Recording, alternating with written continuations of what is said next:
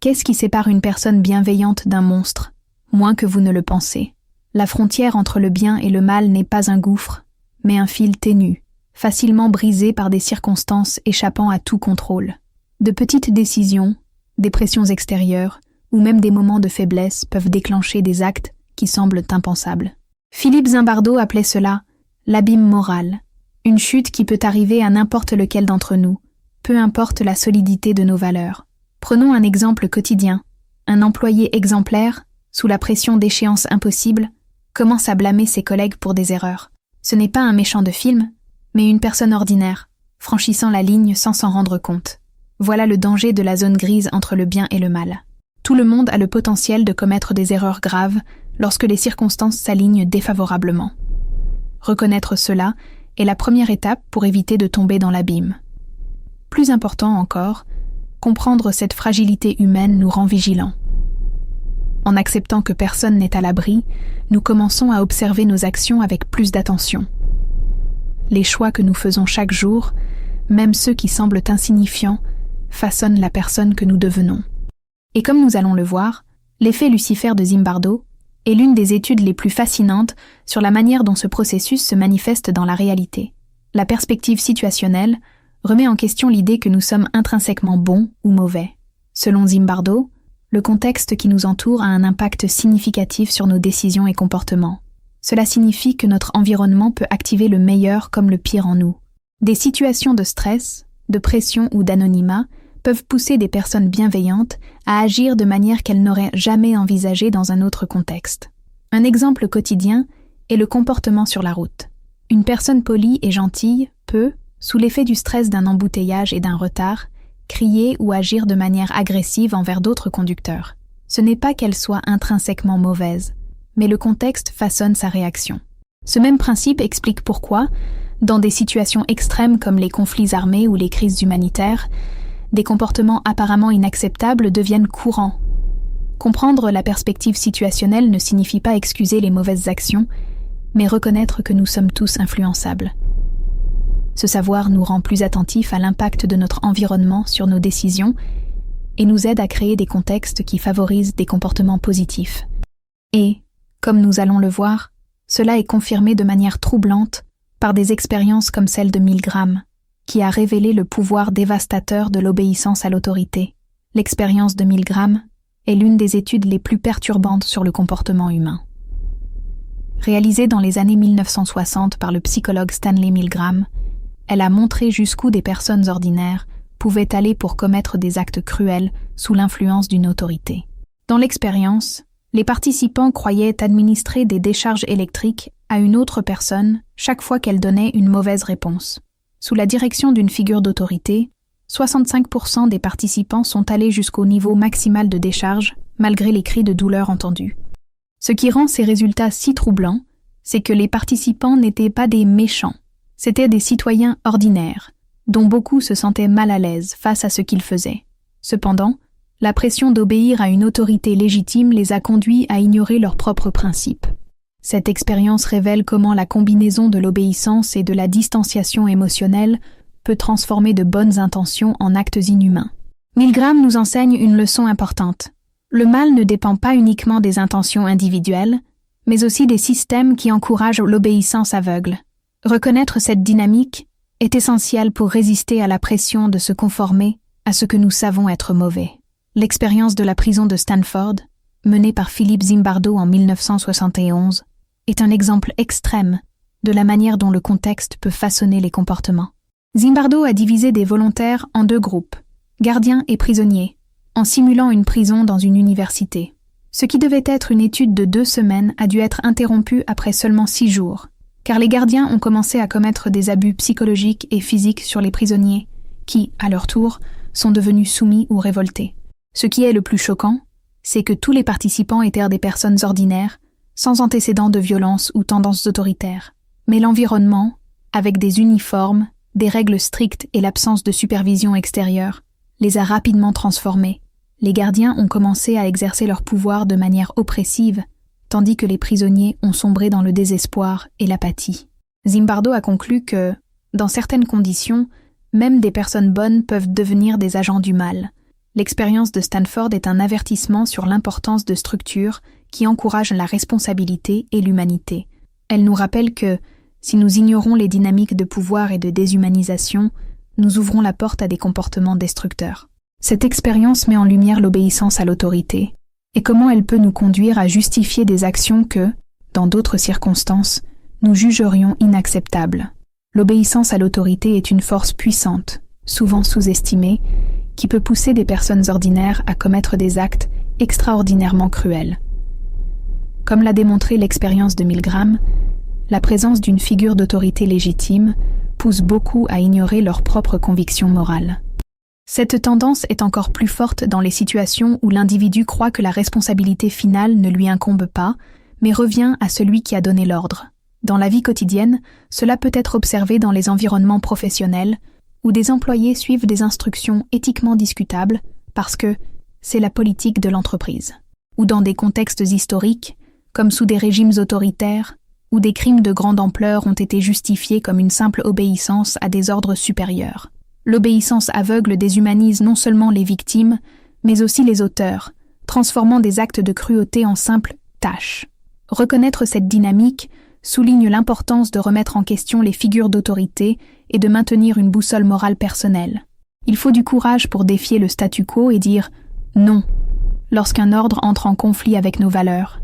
Et, comme nous allons le voir, l'anonymat, combiné à l'obéissance, peut encore amplifier le potentiel d'actes sombres, un phénomène connu sous le nom de désindividuation. La désindividuation est un phénomène psychologique où l'anonymat dissout la responsabilité personnelle, permettant aux individus d'agir d'une manière qu'ils éviteraient normalement. Lorsque nous sommes en groupe ou cachés derrière une identité anonyme, comme sur Internet, nous nous sentons moins responsables des conséquences de nos actions. Cet état réduit la conscience de soi et augmente la probabilité de comportements impulsifs, souvent destructeurs. Un exemple classique est le vandalisme de voitures démontré dans l'étude de Zimbardo. Lorsqu'un véhicule a été laissé sans plaque d'immatriculation dans un quartier animé de New York, il a rapidement été détruit. En revanche, une voiture identique laissée dans un quartier calme de Californie est restée intacte. Cette expérience a révélé que l'anonymat, combiné à l'absence de conséquences immédiates, peut déclencher des actes que la majorité des gens ne commettraient pas dans d'autres circonstances. L'impact de la désindividuation est amplifié dans les environnements virtuels, où insultes et menaces deviennent monnaie courante, précisément parce que les agresseurs croient qu'ils ne seront pas tenus responsables. Pour résister à cette tendance, il est essentiel de cultiver la conscience de soi et de reconnaître que, même dans des situations où personne ne regarde, nos actions laissent des traces, sur nous-mêmes et sur le monde qui nous entoure. La déshumanisation est le processus par lequel on perçoit d'autres êtres humains comme moins que des humains. C'est un outil puissant, utilisé pour justifier des actes cruels et inhumains, allant de petits conflits interpersonnels au génocide. Lorsque nous déshumanisons quelqu'un, nous lui retirons son individualité et sa dignité, ce qui rend plus facile de le traiter comme un objet ou un obstacle, plutôt que comme un égal. Un exemple clair se trouve dans les guerres, où l'ennemi est souvent décrit avec des termes péjoratifs ou des caricatures grotesques. Ce n'est pas un hasard, c'est une stratégie pour réduire l'empathie et faciliter la violence. Mais la déshumanisation ne se limite pas aux grandes échelles. Elle apparaît également dans notre quotidien. Par exemple, lorsque nous ignorons la souffrance de groupes marginalisés, les réduisant à des statistiques au lieu de les voir comme des personnes réelles avec des histoires et des émotions.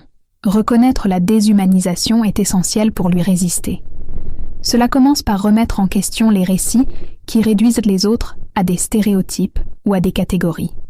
Se demander « est-ce que je vois cette personne comme un individu ou seulement comme une partie d'un groupe que je méprise ?» est un exercice pratique pour retrouver notre humanité. Et comme nous le verrons, le langage euphémique est un autre outil utilisé pour dissimuler les horreurs de la déshumanisation, rendant les actes cruels plus faciles à accepter. Le langage euphémique est une arme subtile mais puissante, utilisée pour dissimuler des actes cruels sous des mots qui paraissent inoffensifs, voire positifs. C'est un tour de passe-passe psychologique qui détourne l'attention de l'impact réel des actions, les rendant ainsi plus acceptables. Des termes comme « dommages collatéraux » pour désigner des victimes civiles en temps de guerre ou « interrogatoire renforcé » pour parler de torture sont des exemples clairs de la manière dont le choix des mots peut adoucir l'inacceptable. Dans la pratique, cela fonctionne parce que le langage façonne la manière dont nous percevons la réalité. Lorsque quelque chose est présenté de manière édulcorée, nous ressentons moins d'empathie ou d'indignation. Ce mécanisme ne se limite pas aux contextes militaires ou politiques. Il se retrouve également dans la vie quotidienne. Pensez à des expressions comme « donner un recadrage ferme », qui peuvent masquer des comportements abusifs dans les environnements professionnels ou familiaux. Reconnaître le langage euphémique est la première étape pour briser ce cycle. Remettez en question les termes que vous entendez. Décrivent-ils la réalité ou tentent-ils de la déformer? Utilisez des mots qui reflètent la vérité, même s'ils sont inconfortables. Car, en nommant ce qui est mal pour ce qu'il est réellement, nous faisons le premier pas pour résister au mal. Et comme le suggère Zimbardo, nous devons également nous rappeler que, tout comme le mal peut être systématiquement justifié, l'héroïsme peut être cultivé. Si le mal peut être activé par les circonstances, l'héroïsme peut l'être aussi. Philippe Zimbardo soutient que, tout comme nous portons tous en nous le potentiel de faire le mal, nous avons également le pouvoir d'agir héroïquement. Être un héros ne nécessite pas de super-pouvoir, mais du courage pour faire ce qui est juste dans des situations critiques, même si cela signifie aller à contre-courant ou affronter des conséquences personnelles. L'héroïsme est souvent un acte simple mais décisif, qui défie la passivité face au mal. Pensez à des exemples du quotidien. Un collègue qui dénonce des pratiques injustes, même au risque de représailles, ou une personne qui intervient pour protéger quelqu'un en danger, en défendant un inconnu face à une agression verbale ou physique.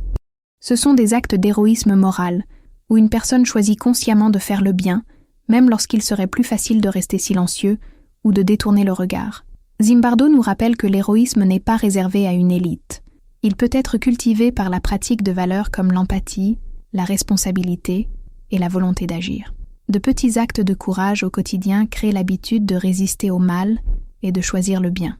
La responsabilité personnelle est le pilier qui soutient notre capacité à résister au mal et à agir en accord avec nos valeurs. Philippe Zimbardo souligne que, dans des situations extrêmes, beaucoup tendent à attribuer leurs actions aux circonstances ou à des pressions extérieures. Pourtant, assumer la responsabilité de ses propres choix est ce qui distingue ceux qui résistent à l'influence du mal de ceux qui y succombent.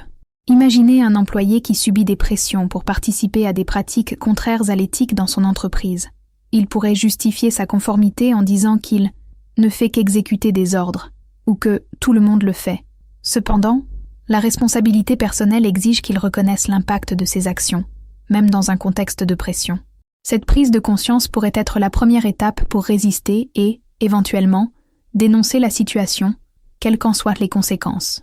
Cultiver la responsabilité personnelle implique de la conscience de soi et du courage. Il est nécessaire de réfléchir à nos actions et de s'engager à agir avec intégrité, même lorsque c'est plus difficile. Cela nous donne le pouvoir de prendre des décisions conscientes et de résister à l'effet paralysant des circonstances. Remettre l'autorité en question est un acte de courage qui peut prévenir des actes de cruauté et d'injustice. Philippe Zimbardo et d'autres chercheurs soulignent que les figures de pouvoir utilisent souvent leur position pour légitimer des comportements nuisibles, en comptant sur l'obéissance inconditionnelle de leurs subordonnés.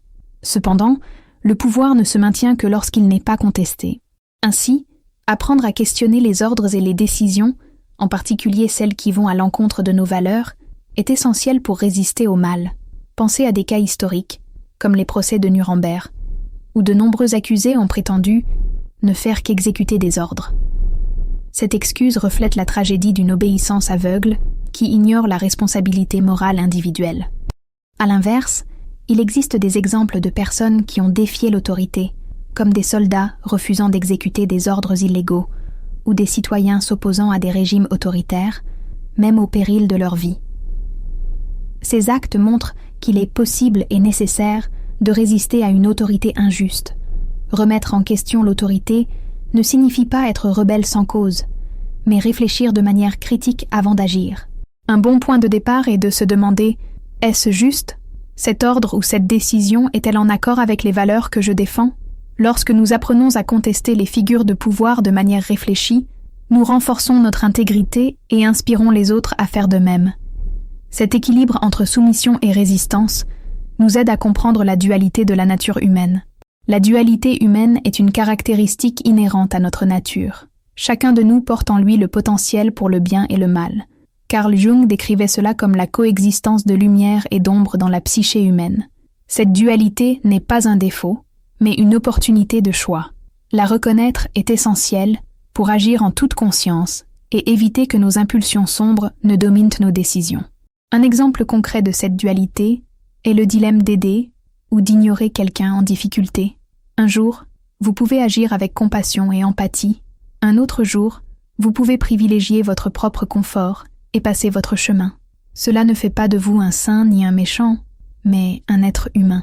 La clé réside dans la conscience de soi, pour comprendre ce qui motive chaque choix et aligner vos actions sur les valeurs que vous souhaitez incarner. Accepter la dualité humaine ne signifie pas justifier des comportements nuisibles, mais reconnaître qu'ils existent et qu'ils peuvent être transformés. En identifiant nos propres faiblesses et impulsions négatives, nous acquérons le pouvoir de les rediriger vers quelque chose de constructif. C'est dans cet équilibre entre lumière et ombre que réside le potentiel de décision consciente. Les mots et les récits que nous choisissons ont le pouvoir de façonner notre perception du bien et du mal. Les manipulations linguistiques peuvent transformer des actes atroces en quelque chose de semblant acceptable, tandis que des histoires inspirantes peuvent motiver des actions héroïques.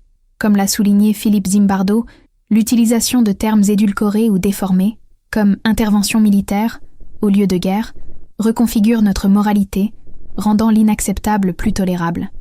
Considérez comment les leaders autoritaires utilisent les récits pour justifier des persécutions, dépeignant des groupes minoritaires comme des menaces. Cette manipulation ne déshumanise pas seulement les victimes, mais crée également une illusion de vertu chez les bourreaux. À l'inverse, des récits positifs peuvent transformer des réalités sombres. Des histoires de résistance, comme celle des militants des droits civiques, inspirent le courage et montrent que le bien peut également prévaloir, à condition qu'il soit nourri par des mots et des valeurs sincères. Être conscient de l'impact des mots est une étape essentielle pour éviter la manipulation et promouvoir des choix éthiques. Interrogez le langage qui vous entoure. Reflète-t-il la vérité ou déforme-t-il la réalité? Utilisez des mots qui inspirent, qui défient et qui connectent les gens à leur humanité. Après tout, choisir le bien est une pratique quotidienne qui exige une vigilance constante. Choisir le bien n'est pas une décision unique, mais un effort continu. Une vigilance constante est nécessaire, car les tentations du mal, qu'il s'agisse de commodité, de pression sociale ou de manipulation contextuelle, sont toujours présentes. Philippe Zimbardo souligne que le mal prospère dans la passivité et la distraction.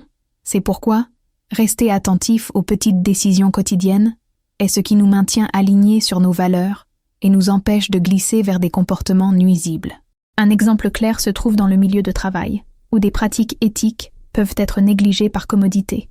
Un petit mensonge ici, une omission mineure là, et la frontière entre le bien et le mal commence rapidement à s'effacer.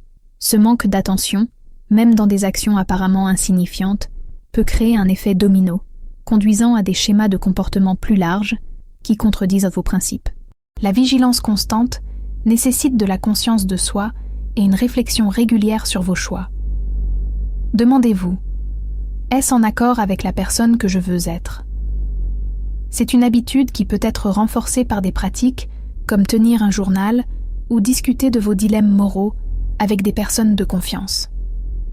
La bataille pour le bien se joue à chaque choix quotidien, et cette discipline nous prépare aux décisions plus importantes qui façonnent notre trajectoire. Comme nous allons le voir, ce sont ces choix conscients qui définissent réellement qui nous sommes. Au final, notre histoire n'est pas définie par les circonstances auxquelles nous faisons face, mais par les décisions que nous prenons en réponse à celles-ci. La décision consciente est ce qui sépare ceux qui succombent au mal de ceux qui résistent et choisissent le bien. Philippe Zimbardo souligne que, même dans des situations de pression extrême, le libre arbitre est toujours présent. Bien que cela soit difficile, nous avons toujours la capacité de faire des choix qui reflètent nos valeurs les plus profondes. Imaginez quelqu'un qui est témoin d'une injustice au travail. La décision la plus facile serait d'ignorer le problème, de justifier le silence par des phrases comme « ce n'est pas ma responsabilité » ou « cela ne me concerne pas directement ». Cependant, choisir d'intervenir, de dénoncer ou de soutenir la victime démontre le pouvoir de la décision consciente.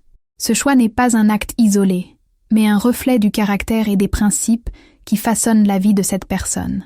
Faire des choix conscients demande du courage, de la connaissance de soi et de la pratique. Il ne s'agit pas d'être parfait, mais d'être attentif et prêt à corriger sa trajectoire chaque fois que nécessaire. Chaque décision que nous prenons est une opportunité de renforcer le bien et de résister au mal. Et lorsque nous additionnons ces petites décisions au fil du temps, nous créons une vie qui n'est pas simplement vécue, mais menée avec intention et intégrité. La frontière entre le bien et le mal est plus ténue que nous le pensons, mais chaque choix que nous faisons a le pouvoir de nous définir.